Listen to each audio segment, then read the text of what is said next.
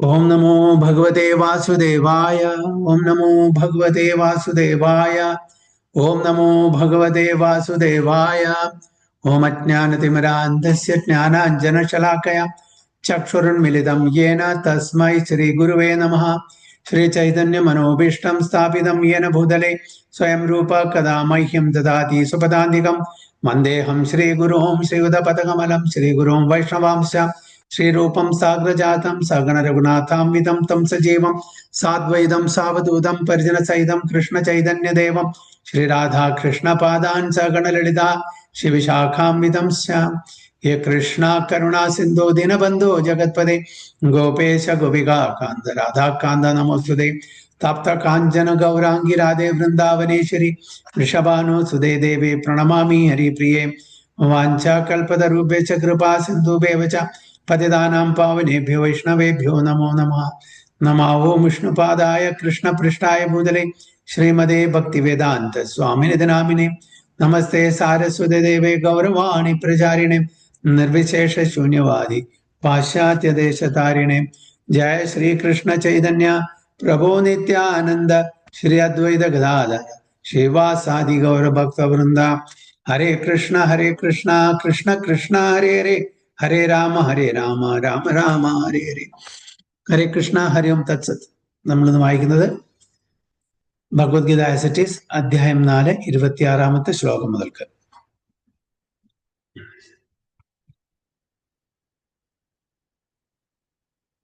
ശ്രോത്രാദീനീന്ദ്രിയാണ്യന്യേ സംയമാഗ്നിഷു ജുവതി ശബ്ദാദീൻ വിഷയാൻ അന്യ ഇന്ദ്രിയാഗ്നിഷു ജുവതി. ശ്രോത്രാദീനീന്ദ്രിയാണ്യന്യേ സംയമാഗ്നിഷു ജുവതി ശബ്ദാദീൻ വിഷയാൻ അന്യ ഇന്ദ്രിയാഗ്നിഷു ജുവതി. मंगलमाता जी। हरे कृष्णा प्रभु जी प्रणाम। ओम नमो भगवते वासुदेवाय। श्रोत्रादीनिन्द्रियाण्यन्ये संयमाग्निषु जुह्वति शब्दादीन् विषयानन्या इन्द्रियाग्निषु जुह्वति। हरे कृष्णा। श्यामला माता जी। हरे कृष्णा। ओम नमो भगवते वासुदेवाय।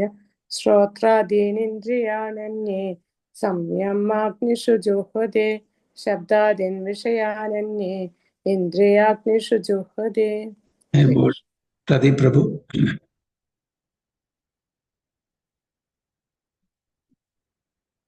പ്രഭു മ്യൂട്ടിലാണ്. ഹരേ കൃഷ്ണ. ഹരേ കൃഷ്ണ. ശ്രോത്രാദീന്ദ്രിയാണന്യേ സംയമാഗ്നിഷു ജുഹ്വതി ശബ്ദാദീൻ വിഷയാനന്യേ ഇന്ദ്രിയാഗ്നിഷു ജുഹ്വതി. ഹരേ കൃഷ്ണ. സുചി മാതാജി. ഹരേ കൃഷ്ണ. ഹരേ കൃഷ്ണ പ്രഭു. ശ്രോത്രാദീനിന്ദ്രിയാണ്യന്യേ സംയമാഗ്നിഷു ജുഹ്വതി ശബ്ദാദീൻ വിഷയാനന്യ ഇന്ദ്രിയാഗ്നിഷു ജുഹ്വതി. ഹരേ കൃഷ്ണ. മാതാജി. ഹരേ കൃഷ്ണ. കൃഷ്ണ. നമോ ഭഗവതി വാസുദേവായ. ശ്രോത്രാദീനിന്ദ്രിയാണ്യന്യേ സംയമാഗ്നിഷു ജുഹ്വതി ശബ്ദാദീൻ വിഷയാനന്യ ഇന്ദ്രിയാഗ്നിഷു ജുഹ്വതി. ഹരേ കൃഷ്ണ.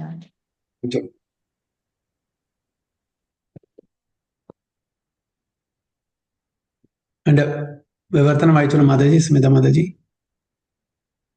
വിവർത്തനം.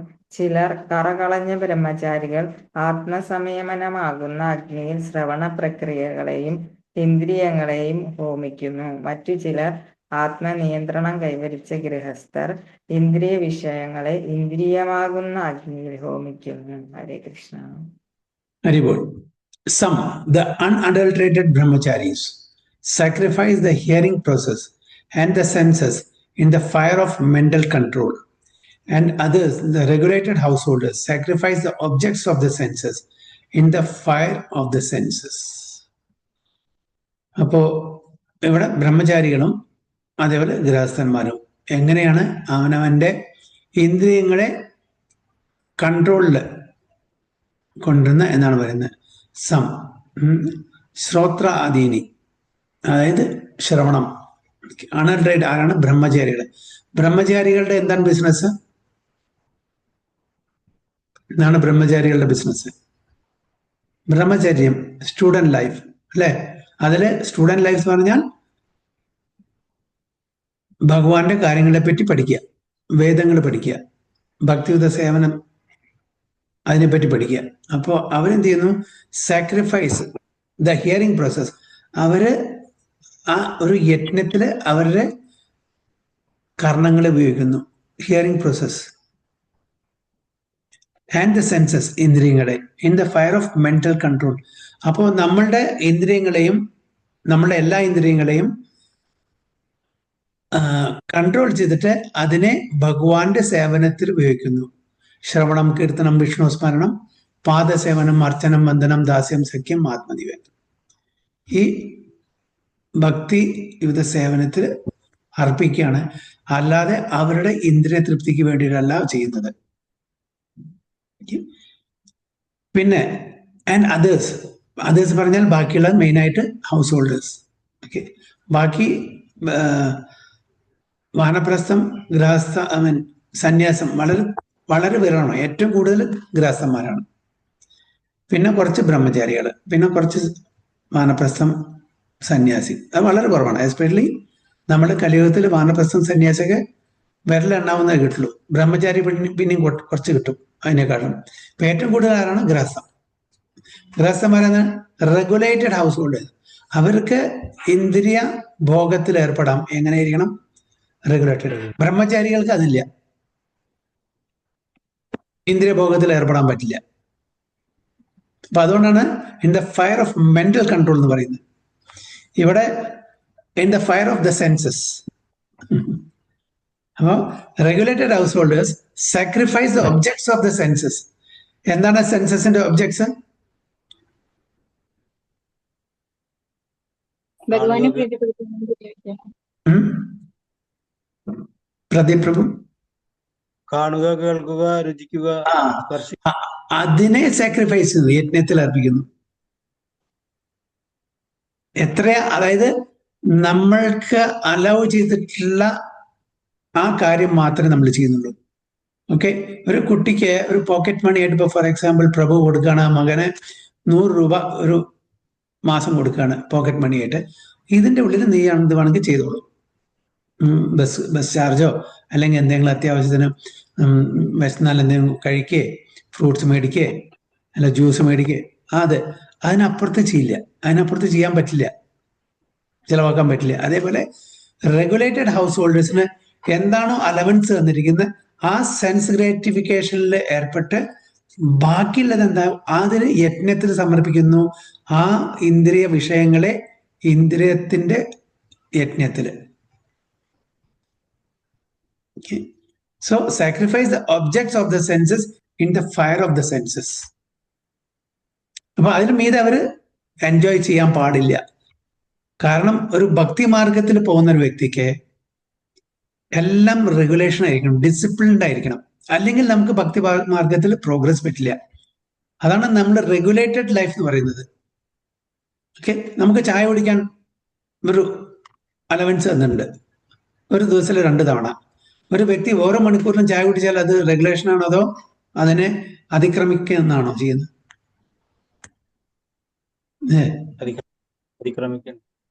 അപ്പൊ അത് പാടില്ല. അപ്പൊ നമ്മൾക്ക് തന്ന അലവൻസ് എന്താണ് അത് മാത്രം. ഞാൻ ചായ കുടിക്കാൻ പറഞ്ഞു, നമ്മൾക്ക് ചായ കുടിക്കാൻ പാടില്ല കേട്ടോ. ഞാനൊരു ഉദാഹരണത്തിന് മാത്രം പറഞ്ഞത് മാത്രം. ഓക്കെ, അപ്പോ the members of the 4 divisions of human life, namely the brahmachari, the grahastha, the vanaprastha and the sannyasi are all meant to become perfect yogi or transcendentalist. അപ്പൊ ഇവരെല്ലാം, അപ്പൊ അത് ബ്രഹ്മചാരി ലൈഫാണ് ശരി, ഗൃഹസ്ഥനായാലും ശരി, വാനപ്രസ്ഥ, സന്യാസി, ഇവരെല്ലാം ഗോൾ അൾട്ടിമേറ്റ്ലി ഒന്നായിരിക്കണം. പലരും പല വിധത്തിലാണ് അവരുടെ ആ ജീവിതത്തിനെ മോൾഡ് ചെയ്തിട്ട് ഭഗവാനിലേക്ക് നയിക്കുന്നത്. ബ്രഹ്മചാരി ഒരു പ്രത്യേക തരത്തിലാണ്, ഗൃഹസ്ഥൻ വേറെ തരത്തിലാണ്, വാനപ്രസ്ഥൻ അതേപോലെ സന്യാസി വേറെ തരം. എല്ലാവരുടെയും അൾട്ടിമേറ്റ് എയിം എന്താണ്? ഭഗവാനിൽ എത്തുക എന്നുള്ളതാണ്. ഒന്ന് ആത്മസംയമനം, ഒന്ന് ഇന്ദ്രിയമാകുന്ന അഗ്നി അല്ലേ? ഒന്ന് ആത്മസംയമനം, ഒന്ന് ഇന്ദ്രിയമാകുന്ന അഗ്നി.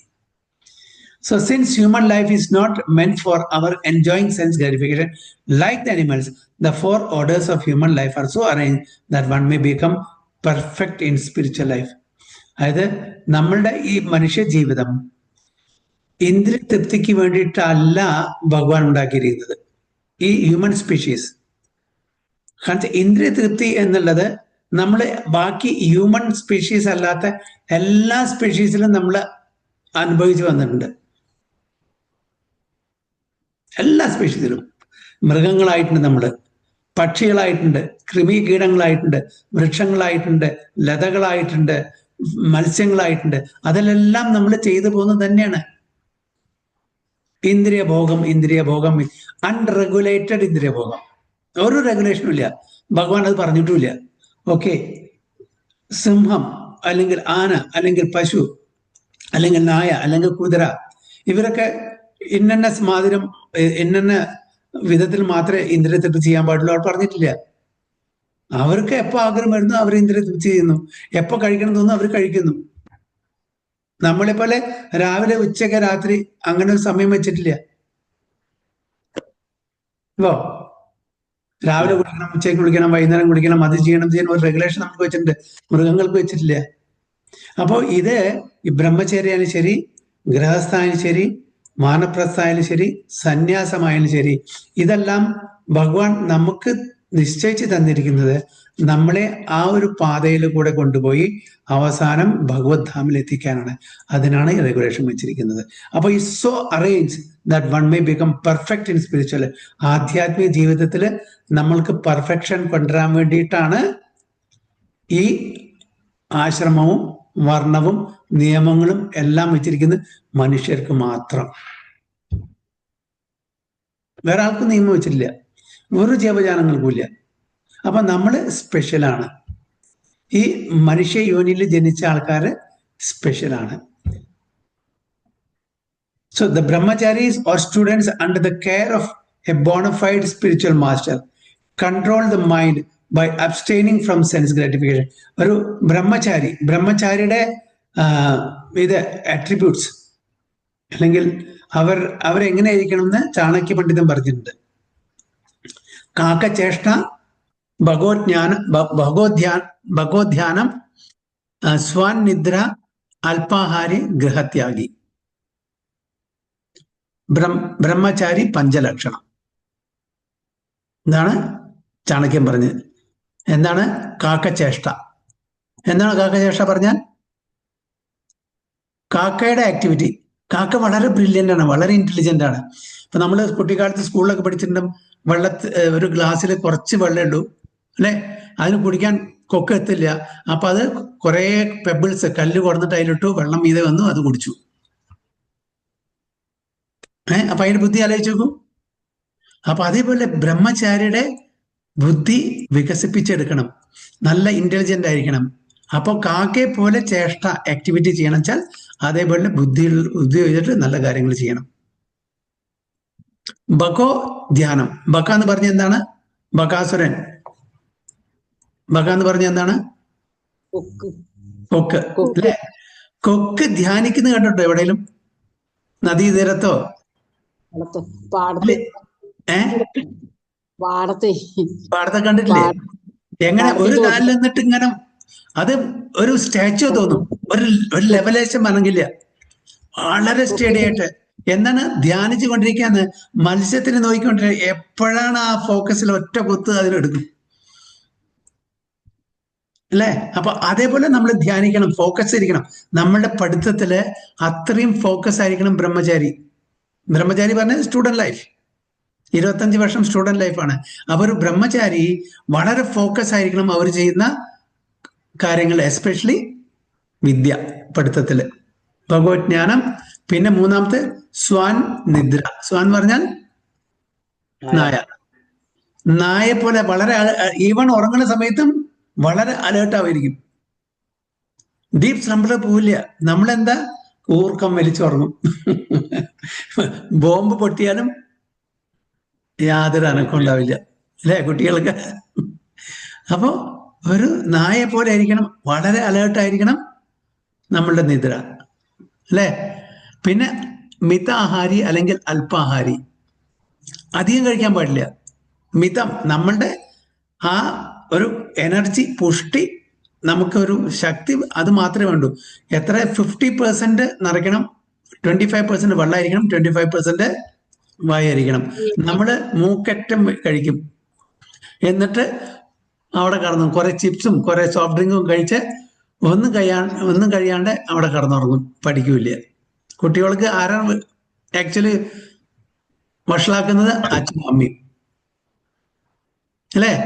അപ്പോൾ അവർക്ക് മിതാഹാരം അല്ലെങ്കിൽ അല്പാഹാരം കൊടുത്താൽ അവർക്ക് ശരീരത്തിന് നല്ല ഊർജം, എനർജി ഉണ്ടായിരിക്കും. അവർക്ക് എന്ത് ചെയ്യാനുള്ള ഒരു ഉത്സാഹം ഉണ്ടായിരിക്കും. കൂടുതൽ കഴിച്ചാൽ എല്ലാവർക്കും ആലസ്യം വരും. അതുകൊണ്ട് മിതാഹാരമായിരിക്കണം.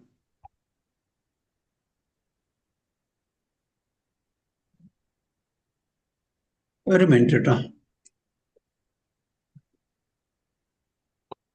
ഒറ്റ മിനിറ്റ്.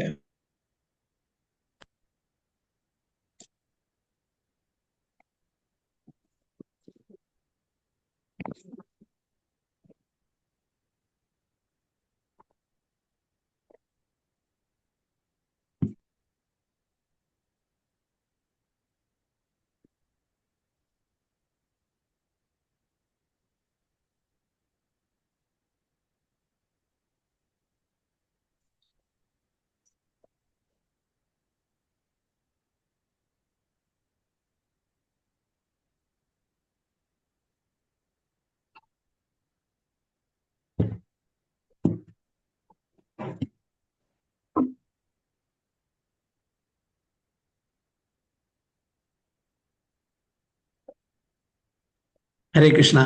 അപ്പൊ മിതാഹാരം, അല്പാഹാരം എന്ന് പറഞ്ഞാൽ നമ്മുടെ ആഹാരത്തിനും റെഗുലേറ്റ് ആയിരിക്കണം. Overeating is not good. അത്യാഹാര പ്രയാസശ്ച, അല്ലേ? അപ്പൊ ഓവർ ഈറ്റിംഗ് പാടില്ല. അത് നമ്മളുടെ ദേഹത്തിനെയും നമ്മളുടെ കോൺഷ്യസ്നെസ്സിനെയും വിപരീതമായിട്ട് ബാധിക്കും. അതിന്റെ ശ്ലോകം പ്രഭു, എന്താ പറഞ്ഞ ശ്ലോകം എന്താ പറഞ്ഞത് പ്രഭു? ഏതിന്റെ? സോന നിദ്ര കഴിഞ്ഞിട്ട് അല്പാഹാരം അല്ലെങ്കിൽ മിതാഹാരം, അത് കഴിഞ്ഞിട്ട് അവസാനം ഗൃഹത്യാഗി അല്ലെങ്കിൽ ബ്രഹ്മചര്യം, രണ്ടും പറയുന്നുണ്ട്. ഗൃഹത്യാഗി പറഞ്ഞാൽ അവർ ബ്രഹ്മചാരികൾ കൂടുതൽ വീട്ടുഭരണത്തിൽ ഇൻവോൾവ് ചെയ്യാൻ പാടില്ല. അവർ കൂടുതൽ പഠിത്തത്തിലായിരിക്കണം ഇൻവോൾവ് ചെയ്യേണ്ടത്. ഓക്കെ, ഗൃഹഭരണം അവർക്ക് പറഞ്ഞിട്ടില്ല. ഗൃഹത്യാഗി.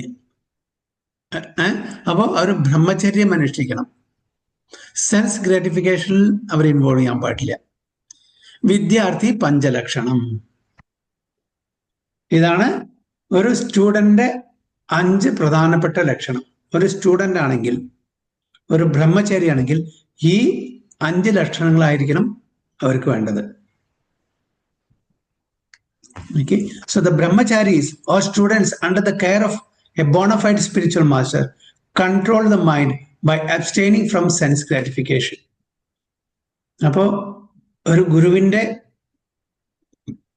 അഡ്വൈസറിന്റെ അവരുടെ നിർദ്ദേശപ്രകാരം ഒരു ബ്രഹ്മചാരി ഇന്ദ്രിയഭോഗത്തിൽ ഏർപ്പെടാതെ സ്റ്റുഡന്റ് ലൈഫിലെ നല്ല രീതിയിൽ അവരെ വേദങ്ങളും കാര്യങ്ങളൊക്കെ പഠിച്ച് ഒരു നല്ലൊരു ഭക്തനായിട്ട് മാറുന്നു.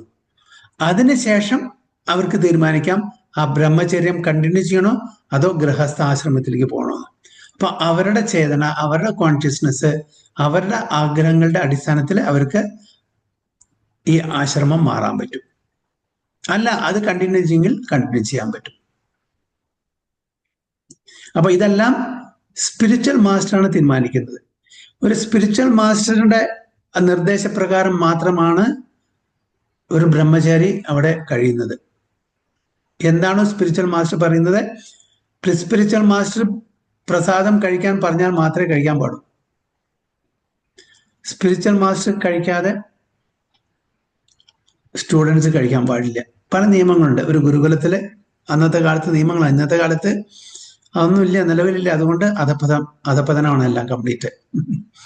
ഒരു മാസ്റ്ററെ, ഒരു ടീച്ചറെ, ഈവൻ മെറ്റീരിയലി ഫോർ നമ്മൾ സംസാരിക്കുമ്പോൾ ഒരു സ്കൂൾ ടീച്ചറെ, ഒരു അധ്യാപകനെ നമ്മളെ എങ്ങനെ ബഹുമാനിക്കണം, എങ്ങനെ ആദരിക്കണം, എങ്ങനെ അവരോട് പെരുമാറണം, ഇതെല്ലാം നമ്മൾ പഠിച്ചിരിക്കേണ്ടതാണ്. പക്ഷെ ഇന്നത്തെ കാലത്ത് എല്ലാം തകിടം മറിഞ്ഞിരിക്കുന്നു. കാരണം എന്താണ്? കലികാല വൈഭവം അല്ലേ? അപ്പോൾ the brahmacharis or students under the care of bona fide spiritual master control the mind by abstaining from sense gratification. A brahmachari hears only words concerning Krishna consciousness. Hearing is the basic principle for understanding, and therefore the pure brahmachari engages fully in Hare Namanu Kirtanam, chanting and hearing the glories of the Lord.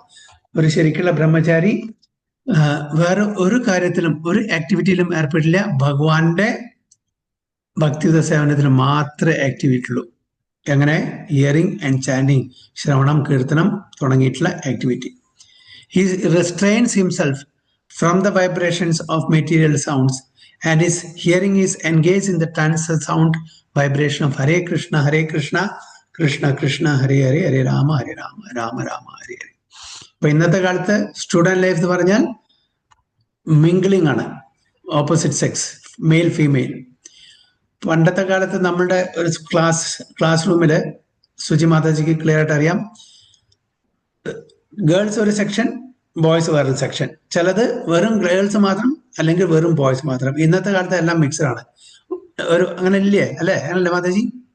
പല സ്കൂളിലും പല കോളേജുകളിലും അതായത് ഗേൾസിന് ഒരു section, boys അങ്ങനെ ഇല്ല, എല്ലാം ഇടകിടന്നിട്ടാണ് അല്ലേ? അങ്ങനെയല്ലേ നടക്കുന്നത്? ഹരേ കൃഷ്ണ. അതെ പ്രഭു. അതിനൊന്നും പറയാനും പാടില്ല. അന്ന് കണ്ടില്ലേ, ഒരു കോളേജിലായിരുന്നു, സ്കൂളിൽ ഒരു ടീച്ചർ ഒരു ബോയും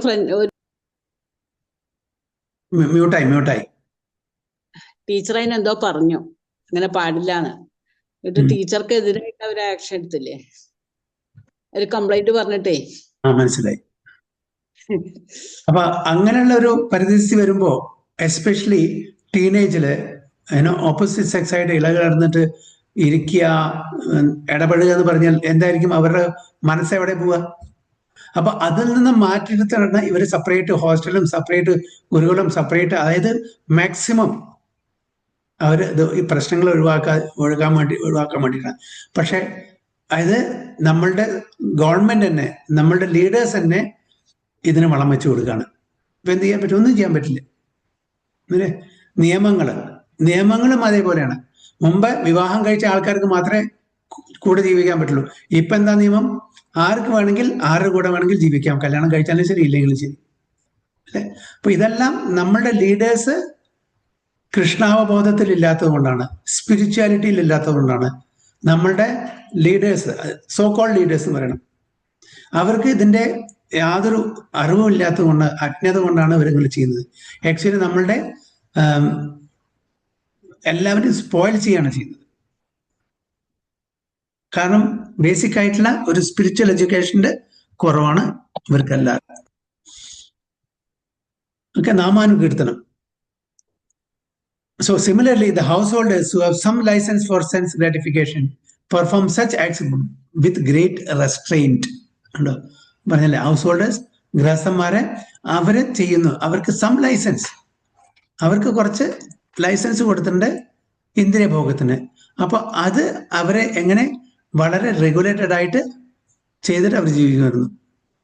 അത് ആശ്രമത്തിലുള്ള ഓരോ ആശ്രമത്തിലും കൊടുത്തിരിക്കുന്ന അലവൻസ് ആണ്. Especially grahasthas. Sex life, intoxication and meat eating are general tendencies of human society.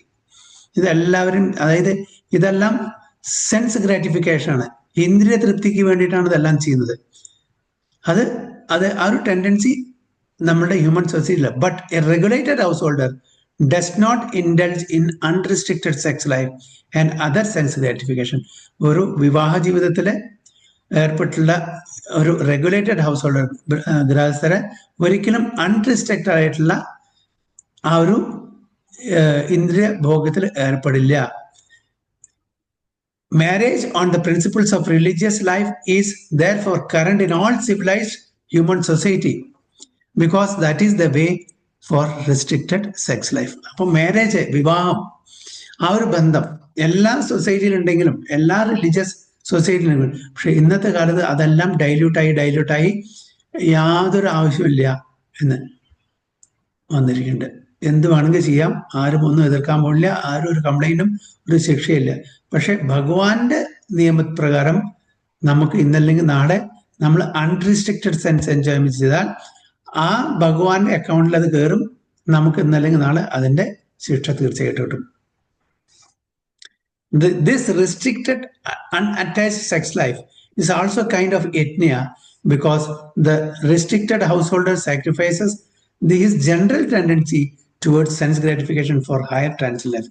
അപ്പോൾ നമ്മുടെ ഈ ജനറൽ ടെൻഡൻസി ഒരു ഉയർന്ന കാര്യം സാധിക്കാൻ വേണ്ടിയിട്ട് ഭഗവാന്റെ ഭക്തിയിലേക്ക് നമ്മൾ അതിനെ വഴി തിരിച്ചു വിടുന്നു, ഡൗട്ടൈൽ ചെയ്യുന്നു. അതാണ് ഒരു ബ്രഹ്മചാരി ഒരു ഗൃഹസ്ഥനും ചെയ്യേണ്ടത് എന്നാണ് ബ്യൂട്ടിഫുൾ ആയിട്ട് പ്രഭുപാദ അതിന്റെ പർപ്പോട്ട് ചെയ്തിട്ടുണ്ട്.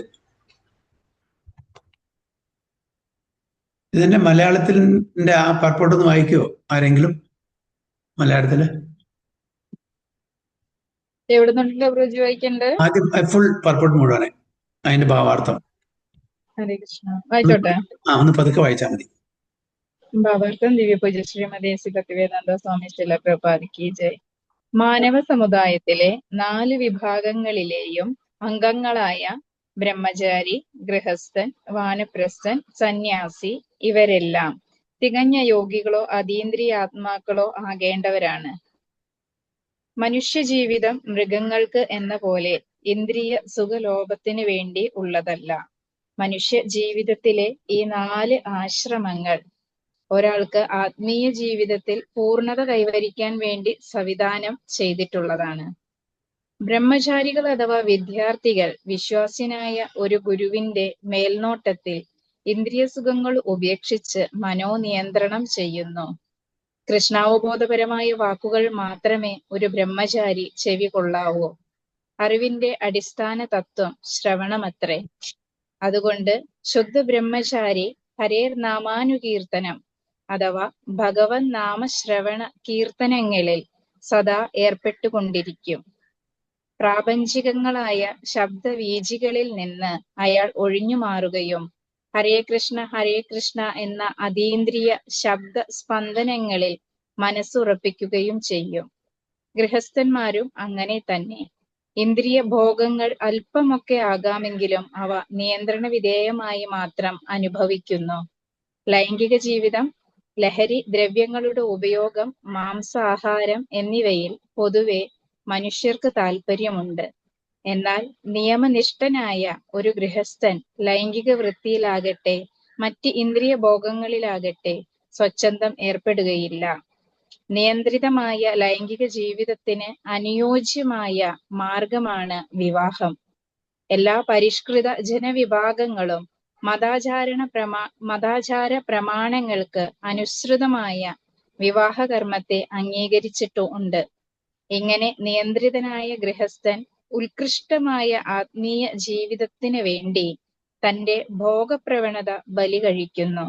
അതുകൊണ്ട് അനാസക്തവും നിയന്ത്രിതവുമായ ലൈംഗിക ജീവിതവും ഒരു വിധത്തിൽ യജ്ഞം തന്നെ. വളരെ ബ്യൂട്ടിഫുൾ ആയിട്ട് പ്രഭുപാദ പർപ്പോട്ടില് അതിന്റെ ഗാംഭീര്യത പറഞ്ഞു തന്നിട്ടുണ്ട് നമുക്ക്. അപ്പൊ എങ്ങനെ നമ്മുടെ ഇന്ദ്രിയഭോഗം എങ്ങനെ നമുക്ക് ഭഗവാന് വേണ്ടി അർപ്പിക്കാം എന്നാണ് ഇവിടെ നമുക്ക് ഓരോ ആശ്രമത്തിലുള്ള ആൾക്കാരും എങ്ങനെ നമ്മൾ ജീവിക്കണം, ഏത് പ്രകാരം, എങ്ങനെ റെഗുലേഷന്റെ ഇത് പ്രകാരം നമ്മൾ ജീവിക്കണം എന്ന് വളരെ ക്ലിയർ ആയിട്ട് പറഞ്ഞു തന്നു. ഓക്കെ, എന്തെങ്കിലും ഇനി ക്വസ്റ്റ്യൻസ് എന്തെങ്കിലും ഉണ്ടോ അതിൽ? അല്ലെങ്കിൽ 27 പോവാം.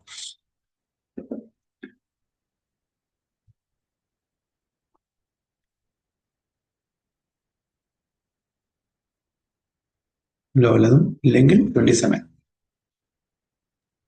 ഹരേ കൃഷ്ണ പ്രഭുജി. ഇതില് ലാസ്റ്റ് പറഞ്ഞല്ലേ, ഇങ്ങനെ നിയന്ത്രിതനായ ഗൃഹസ്ഥൻ ഉത്കൃഷ്ടമായ ആത്മീയ ജീവിതത്തിന് വേണ്ടി തന്റെ ഭോഗപ്രവണത ബലി കഴിക്കുന്നു. അതായത് ഗൃഹസ്ഥാശ്രമത്തിൽ ജീവിക്കുന്ന വ്യക്തികള് അവരുടെ ഇന്ദ്രിയങ്ങളെ അത്യാവശ്യത്തിന് മാത്രം, അതായത് റെഗുലേറ്റഡ് ആയിട്ട് മാത്രം ഉപയോഗിച്ച് ബാക്കിയുള്ളത് മുഴുവനെ ബലി കഴിപ്പിക്കുക. അവർക്ക് ആഗ്രഹങ്ങളുണ്ട്, അതിനെ ഒരു ഹയർ പർപ്പസിന് വേണ്ടിയിട്ട് ബലി കഴിച്ച് ഭക്തിയുത സേവനത്തിന്റെ അഡ്വാൻസ്മെന്റിനായിട്ട് ഉപയോഗിക്കുന്നു എന്നർത്ഥം. അല്ലെങ്കിൽ നമ്മൾ യാതൊരു റെഗുലേഷനും വെച്ചിട്ടില്ലെങ്കിൽ നമ്മൾ മൃഗതുല്യമായിട്ട് പെരുമാറും.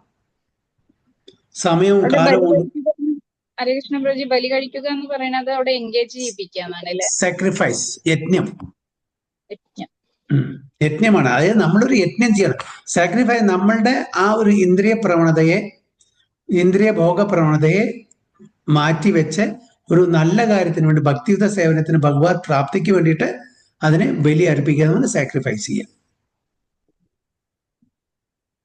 അതാണ് അതിന്റെ അർത്ഥം. കാരണം അതിൽ നമ്മൾ അൺറിസ്ട്രിക്റ്റഡ് ആയിട്ട് സെൻസ് എൻജോയ്മെന്റ് നമ്മൾ ചെയ്താൽ നമ്മൾ മൃഗതുല്യമാവും. നമ്മളുടെ ഭക്തിയുത സേവനം താഴോട്ടേക്ക് പോവും, അതിന്റെ ഗ്രാഫ് മുകളിലോട്ട് പോവില്ല. അപ്പൊ അതുകൊണ്ടാണ് റെഗുലേറ്റ് ചെയ്യാൻ വേണ്ടി പറഞ്ഞത്. ഓക്കെ പ്രഭുജി. അപ്പൊ ഇവിടെ സാക്രിഫൈസ് എന്ന് ഉദ്ദേശിക്കുന്നത് യജ്ഞം. എന്തൊക്കെ പ്രവൃത്തി വരുന്നത്? യജ്ഞം എന്ന് പറയുന്നത് ഇപ്പൊ നമ്മള് ഗൃഹസ്ഥാശ്രമികളാണല്ലോ.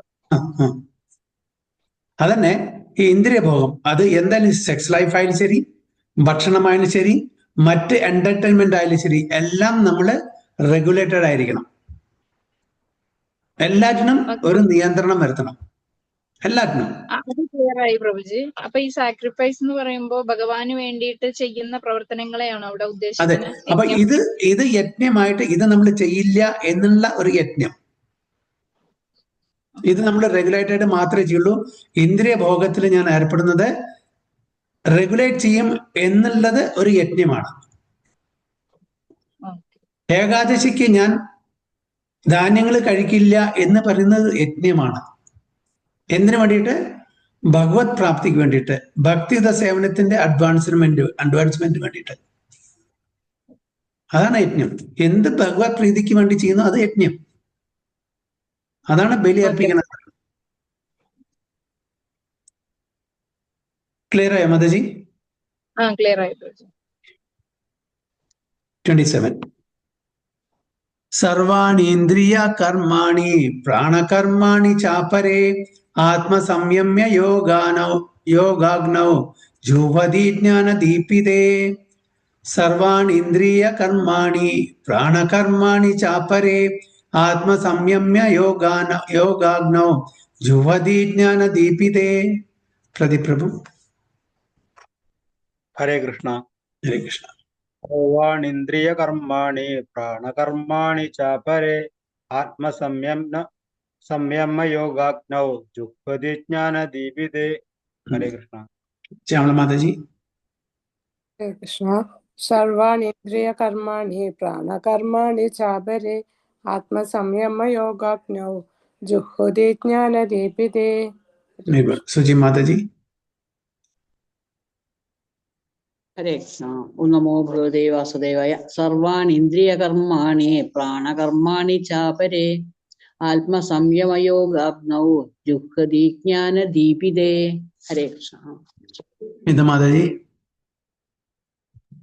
ഹരേ കൃഷ്ണ. ഓം നമോ ഭഗവതി വാസുദേവായ. സർവാണിന്ദ്രിയ കർമാണി പ്രാണകർമാണി ചാപരേ ആത്മസംയമ യോഗാഗ്നൗ ജുഹ്വതി ജ്ഞാനദീപിതേ. മംഗള മാതാജി. ഹരേ കൃഷ്ണ പ്രഭുജി.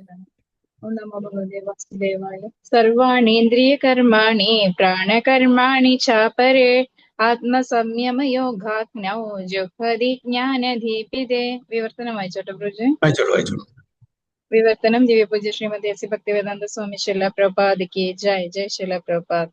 ആത്മസാക്ഷാത്കാരം നേടുന്നതിൽ തൽപരരായ മറ്റു ചിലർ ഇന്ദ്രിയങ്ങളുടെയും മനസ്സിന്റെയും നിയന്ത്രണത്തിലൂടെ എല്ലാ ഇന്ദ്രിയ പ്രവർത്തനങ്ങളെയും പ്രാണപ്രവർത്തനങ്ങളെയും നിയന്ത്രിതമായ മനസ്സാകുന്ന അഗ്നിയിൽ ഹോമിക്കുന്നു. ഹരേ കൃഷ്ണ. അതേഴ്സ്. ഇവിടെ അതേഴ്സ് പറഞ്ഞാൽ പിന്നെ ആരാണ്? യോഗികള്, ജ്ഞാനികൾ അല്ലെ. നമ്മൾ ഗൃഹസ്ഥന്മാരെയും ബ്രഹ്മചാരികളെ പറ്റിയാണ് കൂടുതൽ ഫോക്കസ് ചെയ്ത്. Others who are interested in achieving self realisation, ഈശ്വര സാക്ഷാത്കാരത്തിന് ആഗ്രഹിക്കുന്ന ആൾക്കാരെ through control of the mind and senses, നമ്മുടെ മനസ്സിനെയും ഇന്ദ്രിയങ്ങളെയും കൺട്രോൾ ചെയ്തിട്ട്, നിയന്ത്രണത്തിൽ കൊടുത്തിട്ട്, offers the functions of all the senses and the life breath. Especially ഇവിടെ യോഗികളെയാണ് പറയുന്നത്. ഓക്കെ. അപ്പൊ അവരുടെ ലൈഫ് ബ്രെത്തും കൺട്രോൾ ചെയ്യും, സെൻസസും കൺട്രോൾ ചെയ്യും. എന്നിട്ട് ആസ് ഒബ്ലേഷൻസ് ആഹൂതി എവിടെ കൊടുക്കുന്ന? Into the fire of the controlled mind, മനസ്സിൽ. കാരണം ആ മനസ്സാണ് പിന്നെ നമ്മൾ ധ്യാനത്തിന് ഉപയോഗിക്കുന്നത്, ഭഗവാനെ ധ്യാനിക്കാൻ. So the yoga system conceived by Patanjali is referred to here. ഇപ്പൊ ഇത് അഷ്ടാംഗ യോഗ സിസ്റ്റത്തിനെ പറ്റിയാണ് പറയുന്നത്. പാതാഞ്ജലിയാണ് അതിന്റെ master. In the Yoga Sutra of Patanjali the soul is called Pratyak Atma and Parag Atma. As long as the soul is attached to sense enjoyment, it's called Parag Atma. അതായത് ഇന്ദ്രിയ ഭോഗത്തിൽ ഏർപ്പെടുന്ന ആ വ്യക്തിയെ എന്താണ്? പരാഗ് ആത്മ എന്ന് പറയുന്നു. But as soon as same soul becomes detach from such sense enjoyment, it is called പ്രത്യക് ആത്മ. അപ്പൊ ഒന്ന് പരാഗാത്മ, സെൻസ് എൻജോയ്മെന്റ് ചെയ്യുന്ന ആത്മാവിനെ, അതിൽ നിന്നും വിട്ടുനിന്ന് നിൽക്കുന്ന, അത് ത്യജിച്ചിട്ടുള്ള ആൾക്കാരെ പ്രത്യക് ആത്മ എന്ന് പറയുന്നു. The soul is subjected to the functions of 10 kinds of air at work within the body, and this is perceived through the breathing system. നമ്മുടെ ശരീരത്തിൽ 10 വിധത്തിലുള്ള വായുക്കളാണുള്ളത്. ഓക്കെ. അതായത് പ്രാണ, സമാന, വ്യാന, ഉദാന, അല്ലെ, അങ്ങനെ 5 5 സബ് എയർസ് ഉണ്ട്. അതിൻ്റെ എനിക്ക് പേരറിയില്ല. അപ്പൊ അങ്ങനെ 10 വായുക്കളാണുള്ളത്. ഈ 10 വായുക്കളുടെ ഒരു ബാലൻസിങ്ങിലാണ് നമ്മുടെ ഹെൽത്ത് മുഴുവന് നമ്മൾ കണക്കാക്കുന്നത്. അതിന് എന്തെങ്കിലും ഇംബാലൻസ് വന്നാൽ നമ്മുടെ ഹെൽത്തിനെ ബാധിക്കും. അപ്പോൾ ഈ 10 എയറും നമ്മുടെ ബോഡിയിലുണ്ട്. അതിൽ പ്രധാനപ്പെട്ടത് 5 പ്രായമായിട്ട്, മറ്റത് സബ്. അപ്പൊ ഇതെല്ലാം എങ്ങനെയാണ്? പെർസീവ് ത്രൂ ബ്രീതിങ് സിസ്റ്റം, പ്രാണത്തിലൂടെ, ബ്രീതിങ്, ശ്വാസോച്ഛ്വാസത്തിലൂടെ. The Patanjali system of yoga instructs one on how to control the functions of the body's air in a technical manner, so that ultimately all the functions of the air within become favorable for purifying the soul of material attachment. അപ്പൊ ഈ breathing control വെച്ചിട്ട്, പ്രാണായാമം ഉപയോഗിച്ചിട്ട് നമ്മളുടെ 10 വായുക്കളെയും നിയന്ത്രിച്ചിട്ട് എങ്ങനെ അത് ഭഗവത് സാക്ഷാത്കാരത്തിന് ഉപയോഗിക്കാം എന്നത് പാതാഞ്ജലി യോഗ സിസ്റ്റത്തിൽ പറഞ്ഞു തന്നിട്ടുണ്ട്. എന്തിനാണ്? അത് ഈ ആത്മാവിനെ ഭൗതിക തലത്തിലുള്ള ആസക്തിയിൽ നിന്നും വിഡ്രോ ചെയ്യാൻ വേണ്ടിയിട്ട്. അതാണ് അതിന്റെ ഉദ്ദേശം. എന്നാൽ മാത്രമേ നമുക്ക് ഫോക്കസ് ചെയ്യാൻ പറ്റൂ ഭഗവാനില്, പരമാത്മാവില് ഫോക്കസ് ചെയ്യണമെന്നുണ്ടെങ്കിൽ നമ്മൾ ഭൗതിക തലത്തിലുള്ള ആസക്തിയിൽ നിന്ന് വിട്ടു നിൽക്കണം. അപ്പൊ ആ ഒരു വിദ്യയാണ് Patanjali yoga system. According to this yoga system, പ്രത്യക് ആത്മ ഈസ് അൾട്ടിമേറ്റ് ഗോൾ. അതായത് ഡിറ്റാച്ച്മെന്റ് ഫ്രം സെൻസ് ഒബ്ജക്ട്സ്, അതാണ് അതിന്റെ. എന്നാൽ മാത്രമേ നമുക്ക് അറ്റാച്ച് ചെയ്യാൻ പറ്റുള്ളൂ ഭഗവാനോട്. അതാണ് അതിന്റെ അൾട്ടിമേറ്റ് ഗോൾ. അപ്പൊ അതിലൂടെ ഈശ്വര സാക്ഷാത്കാരം, യോഗ അഭ്യാസത്തിലൂടെ ഈശ്വര സാക്ഷാത്കാരം. ദിസ് പ്രത്യക് ആത്മ is withdrawn from activities in matter. അപ്പോൾ ഈ പ്രത്യക് ആത്മ പറഞ്ഞാൽ നമ്മള് ഭൗതിക തലത്തിലുള്ള വസ്തുക്കളിൽ നിന്ന് നമ്മുടെ മനസ്സിനെ, നമ്മുടെ ഇന്ദ്രിയങ്ങളെ വിഡ്രോ ചെയ്യാം. Census interact with the sense objects. ചെവി എപ്പോഴും എന്താണ് ആഗ്രഹിക്കുന്നത്? കേൾക്കണം. കണ്ണ് എന്താണ് എപ്പോഴും ആഗ്രഹിക്കുന്നത്? കാണണം. ത്വക്ക് സ്പർശം, നാസിക സ്മെല്ല്, അല്ലേ? പിന്നെന്താണ്? യെസ്, ചെവി ശ്രവിക്കുക. അപ്പോൾ ഇത് ഓരോ സെൻസസും അതിൻ്റെതായിട്ടുള്ള കറസ്പോണ്ടിങ് സെൻസ് ഒബ്ജക്ട്സിനെ ഫോക്കസ് ചെയ്തിട്ട് ഇന്ദ്രിയ തൃപ്തിയിൽ ഏർപ്പെടാൻ ആഗ്രഹിക്കുന്നു. ഇവിടെ പറഞ്ഞിട്ടുണ്ട്, like the year four hearing, eyes for seeing, nose for smelling, tongue for tasting, and hand for touching. And all of them are thus engaged in activities outside the self. ഇതെല്ലാം നമ്മളുടെ activity അല്ല. എന്താ കാരണം? Self പറഞ്ഞാൽ ഞാൻ എന്ന് ഉദ്ദേശിക്കുന്ന ആത്മാവ്. ആത്മാവിൻ്റെ ആഗ്രഹമല്ല അത്. ആത്മാവ് ഒരു കണ്ടീഷണൽ സ്റ്റേജിലായപ്പോൾ അത് തെറ്റിദ്ധരിക്കപ്പെടുന്ന ഒരു ആഗ്രഹമാണ്. ആക്ച്വലി പ്യുവർ സ്റ്റേറ്റില് ആത്മാവിന്റെ ആഗ്രഹം ഇതൊന്നല്ല. അതാണ് ഇവിടെ വളരെ പ്രത്യേകമായിട്ട് പറഞ്ഞത്. ഔട്ട്സൈഡ് ദ സെൽഫാണ്. ആത്മാവിന് ഒറിജിനലി ഈ ആഗ്രഹങ്ങളില്ല. കണ്ടീഷണൽ സ്റ്റേറ്റിന്റെ ഒരു ആഗ്രഹമാണ്. അതായത് ആത്മാവ് കണ്ടീഷണൽ സ്റ്റേറ്റിലാവുമ്പോൾ ഉടലെടുക്കുന്ന ആഗ്രഹങ്ങളാണ് ഈ ഇന്ദ്രിയഭോഗങ്ങൾ. എന്താണ് അതിന്റെ അർത്ഥം? കണ്ടീഷണൽ സ്റ്റേറ്റ് എന്ന് പറഞ്ഞാൽ ആത്മാവ് ഈ ശരീരമാകുന്നു, ഈ ഭൗതിക ലോകം എൻ്റെ ആസ്വാദനത്തിനാണ് എന്നുള്ള തെറ്റിദ്ധാരണ, മിസ്കൺസെപ്ഷൻ. അല്ലെങ്കിൽ എന്താണ്, ഇതെല്ലാം ഔട്ട്സൈഡ് ദ സെൽഫ്. ഒറിജിനൽ പൊസിഷനിൽ ആത്മാവിന്റെ ആഗ്രഹങ്ങളെ അല്ല ഇത്. എങ്ങനെ ഒരു വ്യക്തി ഒരു പോലീസ് വേഷത്തിൽ നാടകത്തിൽ അഭിനയിക്കുകയാണ്. ആ നാടകത്തില് പോലീസ് വേഷത്തിൽ അഭിനയിക്കുന്ന വ്യക്തി കള്ളനെ പിടിക്കാൻ പോകുന്നു അല്ലെ? അപ്പോ ആ നാടകത്തിൽ കള്ളനെ പിടിക്കുന്നു, പണിഷ് ചെയ്യുന്നു. ശരിക്ക് ഇത് ഔട്ട്സൈഡ് ഹിസ് കോൺസ്റ്റിറ്റ്യൂഷണൽ പൊസിഷൻ ആണ്. ആക്ച്വലി ആ വ്യക്തി കള്ളനെ പിടിക്കുന്നില്ല, കള്ളനെ പരീക്ഷിക്കുന്നുമില്ല. ഞാൻ അഭിനയിക്കുന്നു, ഇത് എൻ്റെ ഈ വേഷം ഒരു പോലീസിന്റെ വേഷമാണ്, അതുകൊണ്ട് ഞാൻ അങ്ങനെ ചെയ്യുന്നു. അപ്പൊ അങ്ങനെ ഒരു തെറ്റിദ്ധാരണയിലാണ് നമ്മൾ ഇവിടെ ഇതെല്ലാം ചെയ്തു കൂട്ടുന്ന. ആത്മാവ് പ്യുവറാണ്. ആത്മാവിന് ഒരു ഭൗതിക തലത്തിലുള്ള ആസ്വാദനത്തിന് ഒരു ഇൻട്രസ്റ്റും ഇല്ല. അതിന് ഒറ്റ ഇൻട്രസ്റ്റുള്ളൂ ഭക്തിയുത സേവനം. കാരണം ആത്മാവ് ഭഗവാന്റെ പാർട്ട് ആൻഡ് പാർസലാണ്. They called the functions of the pranavayu. ഇതെല്ലാം പ്രാണവായുവിന്റെ ഫങ്ഷൻസ് ആണ്. ദ അപാനവായു ഗോസ് ഡൗൺവേർഡ്സ്. ഇനിയിപ്പോ അതിന്റെ പ്രത്യേകത ഓരോരുത്തരുടെ ഇത് പറയാണ്. അപാനവായു, ഇത് 5 പ്രധാനപ്പെട്ട വായുക്കളുടെ വിവരണം അവിടെ പറഞ്ഞിരിക്കുന്നത്. ദ അപാനവായു ഗോസ് ഡൗൺവേർഡ്. വ്യാനവായു acts to shrink and expand, കുറയാനും എക്സ്പാൻഡ് ചെയ്യാനും. സമാനവായു അഡ്ജസ്റ്റ് ഇക്വിലിബ്രിയം, നമ്മുടെ ആ ഒരു സമനില. ഉദനവായു goes upward. And when one is enlightened, one engages all these in searching for self-realization. അപ്പോൾ ഈ വായുക്കളെല്ലാം അതിൻ്റെതായിട്ടുള്ള പ്രവർത്തനം ചെയ്യുക. പിന്നെ നമ്മൾ എൻലൈറ്റ്മെന്റ്, ആത്മീയ തലത്തിൽ നമുക്ക് വിവരം കിട്ടിയാൽ എന്താണ്, നമ്മൾ ആധ്യാത്മികമായിട്ടുള്ള, അതായത് ഈശ്വര സാക്ഷാത്കാരത്തിന് വേണ്ടിയിട്ട് നമ്മൾ പ്രയത്നിക്കുന്നു. സോ ടെക്നിക്കലാണ്. അഷ്ടാംഗയോഗത്തിൽ പാതാഞ്ജലി കൊടുത്തിരിക്കുന്നതാണ്. എങ്ങനെ നമ്മുടെ വായുക്കൾ പ്രവർത്തിക്കുന്നത്, എങ്ങനെ പ്രവർത്തിക്കണം, എങ്ങനെ അതിനെ ഈശ്വര സാക്ഷാത്കാരത്തിന് വേണ്ടിയിട്ട് നയിക്കണം, ഡൈവേർട്ട് ചെയ്യണം. ഇതെല്ലാം ഈ വിദ്യ ഉപയോഗിച്ചിട്ട് നമുക്ക് ചെയ്യാൻ പറ്റും. പക്ഷെ ഇതൊന്നും കലികാലത്തിൽ നമുക്ക് ചെയ്യാൻ പറ്റാതെ, പക്ഷെ എങ്കിലും ഒരു അറിവിന് വേണ്ടിയിട്ട് ഭഗവാൻ അർജുനോട് പറഞ്ഞു കൊടുക്കുകയാണ്, ഇങ്ങനെയുള്ള സിസ്റ്റം ഉണ്ട്. ഒരു കാലത്ത് അതും പ്രാബല്യത്തിലുണ്ടായിരുന്നു. ഇന്നത്തെ കാലത്ത് അത് പ്രാബല്യത്തിൽ കൊണ്ടുവരാൻ പറ്റില്ല. കാരണം നമ്മളുടെ സൈക്കോ ഫിസിക്കൽ നേച്ചർ കലികാലത്തിൽ നമ്മളുടെ മറ്റുള്ള ആട്രിബ്യൂട്ട്സ് അതിന് ഉതകുന്നതല്ലാത്തത് കൊണ്ട്. ഗുണത്തിനനുസരിച്ച് ആയിക്കൂടെ പ്രഭു? ഓരോരുത്തരുടെ ഗുണത്തിനനുസരിച്ച് അതിന് താല്പര്യം വരുമ്പോ അത് ചെയ്യില്ലേ? പെർഫെക്ഷൻ ഓരോരുത്തരും അവരവരുടെ ഗുണത്തിനനുസരിച്ച് ജീവിക്കുന്നു. പക്ഷെ മനുഷ്യ ജീവിതത്തില് നമ്മൾ ആ ഗുണത്തിൽ നിന്നും, താഴ്ന്ന ഗുണത്തിൽ നിന്നും ഉയർന്ന ഗുണത്തിലേക്ക് നമ്മൾ പ്രോഗ്രസ് ചെയ്യാൻ വേണ്ടി ശ്രമിക്കേണ്ടത് നമ്മളുടെ കടമയാണ്.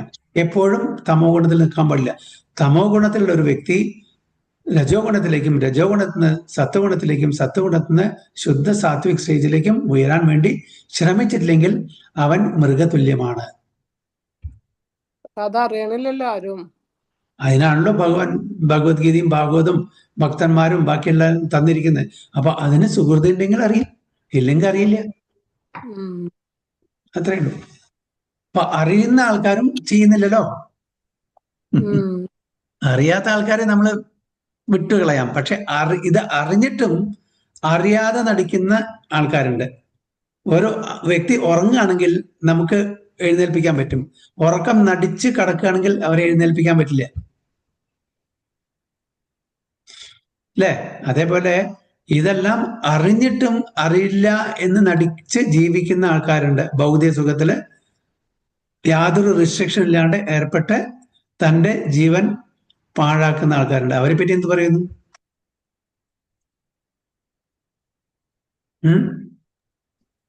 എന്താ ചെയ്യുന്നത് പ്രഭു? നമ്മൾ ഈ 84 ലക്ഷം ജന്മം കഴിഞ്ഞിട്ടല്ലേ വരുന്നത്. അപ്പൊ അതിന്റെ ഗുണമല്ലേ കൂടുതലുണ്ടാവും, അതുകൊണ്ടായിരിക്കും. തീർച്ചയായിട്ടും. അതായത് ഏത് ഗുണത്തിലാണ് നമ്മൾ ജീവിക്കുന്നത്, അത് 84 ലക്ഷം എന്ന് പറയുന്നത് നമുക്ക് ഇതില്ല. നമ്മൾ ഹ്യൂമൻ സ്പീഷീസിന്റെ ഈ 3 ഗുണത്തിന്റെ അടിസ്ഥാനത്തിലാണ്. മറ്റവർക്ക് സത്വഗുണം കുറവാണ്. സത്വഗുണം എല്ലാവരും കൂടുതൽ തമോ ഗുണത്തിലാണ്. മറ്റ് സ്പീഷീസ് നമുക്ക് 3 ഉണ്ടെങ്കിലും നമുക്ക് ഉയരാൻ പറ്റും, അവർക്ക് ഉയരാൻ പറ്റില്ല. ഒരു മൃഗം ഒരു തമോ ഗുണത്തിലാണെങ്കിൽ തമോ ഗുണത്തിലാണ്, അല്ലെങ്കിൽ സത്വഗുണത്തിലാണ് സത്വഗുണം. അതായത് എല്ലാവരും തമോ ഗുണം, പക്ഷെ കുറച്ച് അവർക്ക് തമോ ഗുണത്തിൽ ഒരു സാത്വിക ഇതുണ്ടായിരിക്കും ചില മൃഗങ്ങൾക്ക്. പക്ഷെ കൂടുതലും അവർ താഴ്ന്ന ഗുണത്തിലാണ്. പക്ഷെ മനുഷ്യർക്ക് അങ്ങനെയല്ല. മനുഷ്യർക്ക് 3 ഗുണം തന്നിട്ടുണ്ടെങ്കിലും മനുഷ്യർക്ക് ഉയരാൻ പറ്റും, താഴ്ന്ന ലെവലിൽ നിന്ന് ഉയർന്ന ലെവലിലേക്ക് പോകാൻ പറ്റും. അതിനുള്ള സാഹചര്യം, അതിനുള്ള അറിവും അതിനുള്ള കാര്യങ്ങളും ഭഗവാൻ നമുക്ക് ഒരുക്കി തന്നിട്ടുണ്ട്. അപ്പൊ അത് നമ്മൾ ഉപയോഗിച്ചാൽ നമുക്ക് നല്ലത്. അല്ലെങ്കിൽ എന്താണ്? പുനരപി ജനനം പുനരപി മരണം, അത്ര തന്നെ. അത് മറ്റ് ജീവജാലങ്ങളിലാകുമ്പോ ഒരിക്കലും കിട്ടുന്നില്ലല്ലോ ഈ ഒരു സത്വഗുണത്തിലേക്ക് വരാൻ തന്നെ. ഇല്ല. ഞാൻ ഫോർ എക്സാമ്പിൾ ഞാൻ എന്താണ് നിങ്ങൾ പറയാൻ കാരണം വെച്ചാൽ, മൃഗങ്ങളിലും ഉണ്ട് ഈ വേരിയേഷൻ, സത്വഗുണം രജഗുണം. ഇപ്പൊ സിംഹം മോസ്റ്റ്ലി എന്തിലാണ്? അവരുടെ ഇടയിൽ നോക്കുമ്പോൾ രജോ ഗുണത്തിലാണ്. പശു സത്വഗുണത്തിലാണ്. ഒരു മങ്കി തമോ ഗുണത്തിലാണ്. അവരുടെ ഇടയിലുള്ള വ്യത്യാസം ഞാൻ പറയുന്നത്, അവരുടെ ഇടയിലും വ്യത്യാസമുണ്ട്. അപ്പോൾ പശു എന്താണ് ഇത്രയും ശാന്തമായിട്ടുള്ളൊരു സ്വഭാവം? അത് ആ സ്പീഷീസിന്റെ ഇടയിൽ സത്വഗുണം പ്രദർശിപ്പിക്കുന്നു കൂടുതലും. സിംഹം എന്താണ് പാഷനേറ്റ്? ആ സ്പീഷീസിന്റെ ഇടയിൽ അതുകൊണ്ടാണ് അഗ്രസീവ് ആയിട്ടിരിക്കുന്നത്. അപ്പൊ ഒരു മനുഷ്യൻ മൃഗത്തിൽ നിന്നും മനുഷ്യനാവുകയാണെങ്കിൽ, കഴിഞ്ഞ ജന്മം ഇപ്പൊ ഞാൻ ഫോർ എക്സാമ്പിൾ ഞാൻ ആണെന്നുണ്ടെങ്കിൽ, ഞാൻ എൻ്റെ കഴിഞ്ഞ ജന്മത്തില് മനുഷ്യനല്ല മൃഗത്തിൽ നിന്നുള്ള ഒരു പ്രൊമോഷൻ കിട്ടിയിട്ടുണ്ടെങ്കിൽ ആരായിരുന്നിരിക്കണം? പശു ആയിരുന്നിരിക്കണം. ഓക്കെ. രജോ ഗുണത്തിലാണെങ്കിൽ ഞാൻ എന്തായിരുന്നിരിക്കണം? സിംഹം, നരി, പുലി അങ്ങനെയുള്ള ഒരു മൃഗമായിട്ട് അവിടുന്ന് ആയിരിക്കും വന്നിരിക്കുക. തമോ ഗുണത്തിലായി എന്തായിരിക്കും? കുരങ്ങൻ എന്നുള്ളതിലായിരിക്കും. കാരണം അങ്ങനെയാണ് മൃഗത്തിൽ നിന്ന് ട്രാൻസ്ഫോം ആയിട്ട് മനുഷ്യരിലേക്ക് വരുന്നത്. അപ്പൊ നല്ല സത്വഗുണത്തിലുള്ള ഒരാളാണെങ്കിൽ ആ വ്യക്തി പ്രോഗ്രസീവായിട്ട് ഇവോൾവ് ആയിട്ട് വന്ന ഒരു വ്യക്തിയാണെങ്കിൽ, കഴിഞ്ഞ ജന്മത്തിൽ മൃഗത്തിന്റെ ആ ഒരു സ്പീഷീസിലായിരുന്നെങ്കിൽ സത്വഗുണമാണ് ഇപ്പൊ കാണിക്കുന്നതെങ്കിൽ ആ വ്യക്തി പശുവിൽ നിന്നായിരിക്കും മനുഷ്യജന്മം കിട്ടിയിട്ടുണ്ടായിരിക്കുക. അതിന് പ്രഭു എല്ലാ ഗുണവും ഒരാളിലുണ്ടല്ലോ.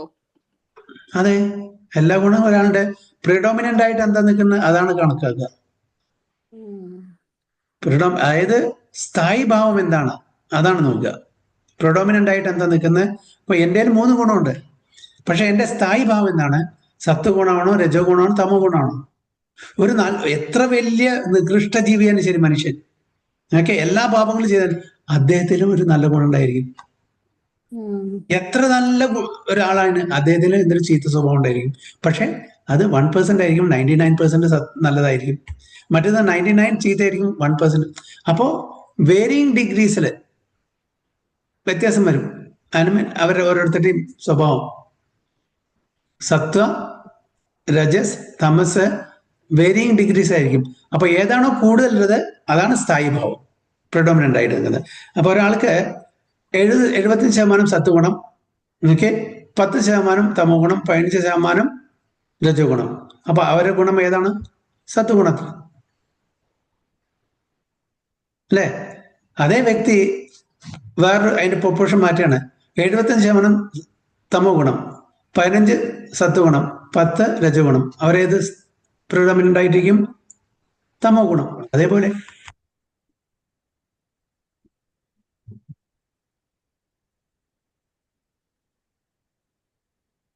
ഓക്കെ, വേറെന്തെങ്കിലും?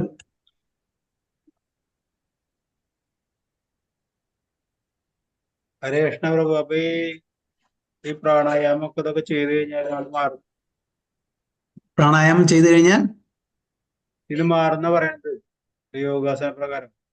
മാറും. പക്ഷെ അത് ആ തലത്തിലേക്ക് വരാനുള്ള ഒരു ആഗ്രഹം ഉടലെടുക്കണ്ടേ? അതിന് എന്ത് വേണം?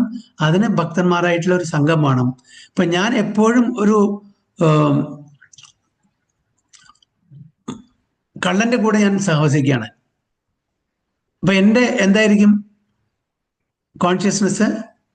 ആ കള്ളൻ എന്താണോ ചെയ്യുന്നത് അത് തന്നെ ആയിരിക്കും. അപ്പൊ എൻ്റെ സഹവാസം, എൻ്റെ അസോസിയേഷൻ ആരോടാണോ, ഞാൻ എന്താണ് കേൾക്കുന്നത്, എന്താണ് ചെയ്യുന്നത്, ആരോടായിട്ടാണോ സഹവസിക്കുന്നത്, ഇതനുസരിച്ചിരിക്കും എൻ്റെ ചേഷ്ട, എൻ്റെ ആക്ടിവിറ്റീസ്.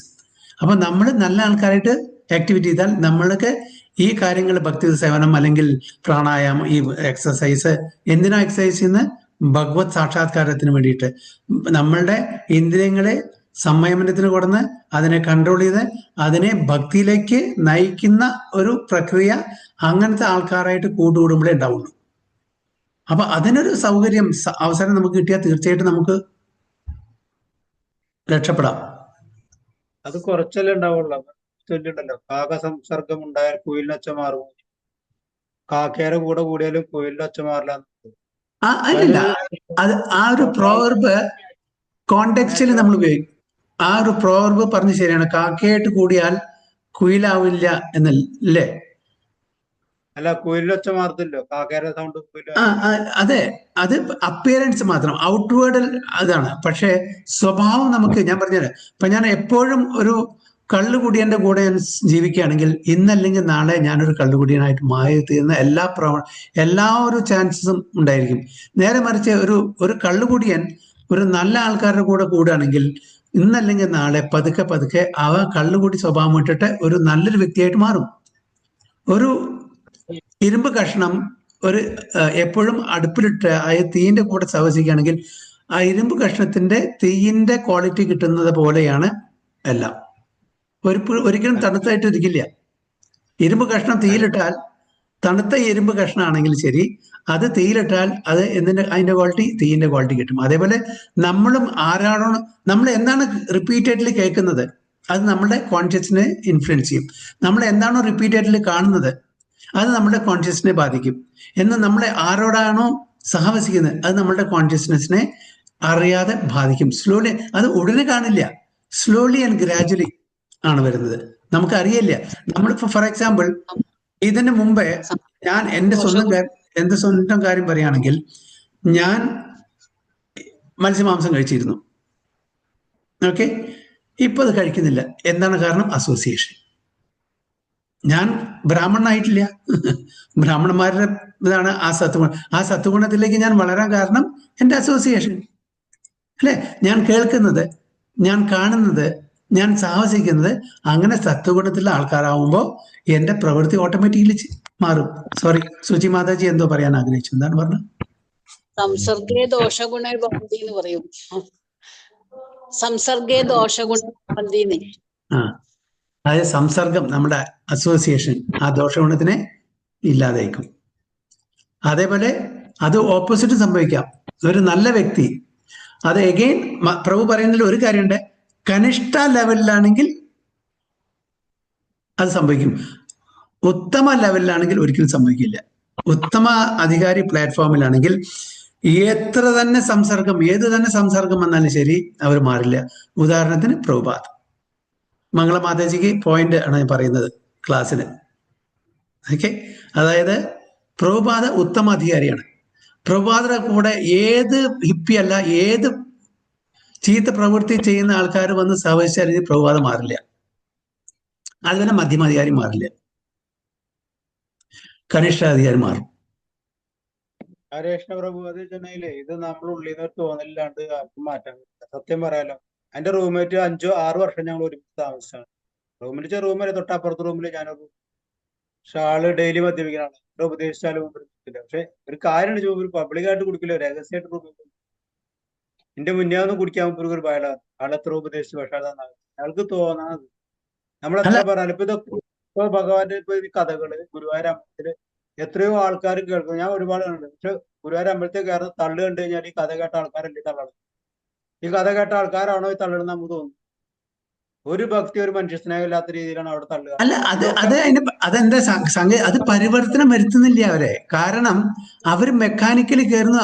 അതായത് ലേണിംഗ് ആണ്. അവിടെ അപ്ലിക്കേഷൻ ചെയ്യുന്നില്ല, അപ്ലൈ ചെയ്യുന്നില്ല.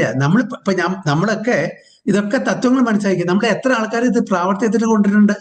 ഇല്ല, വളരെ കുറവാണ്.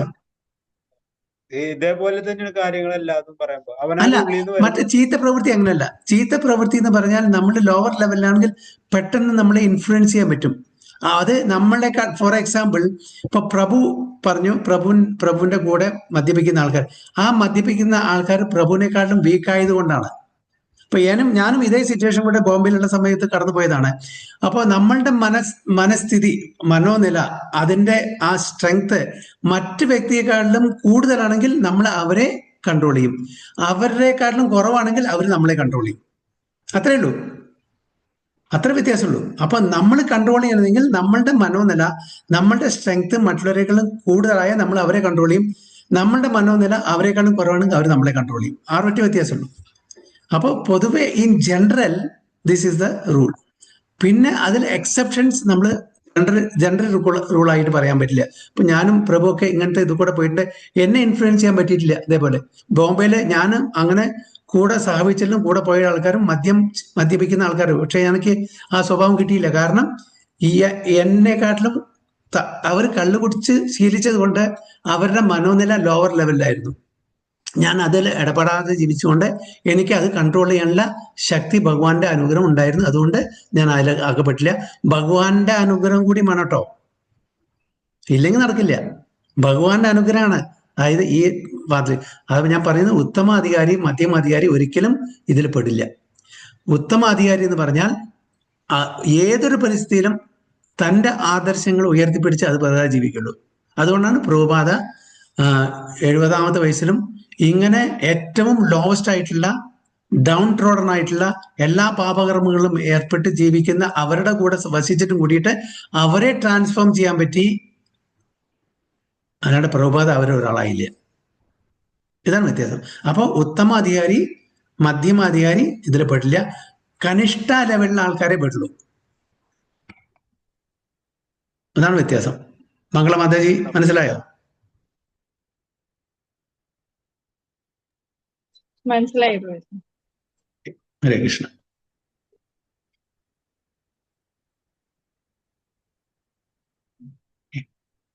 വേറെന്താ?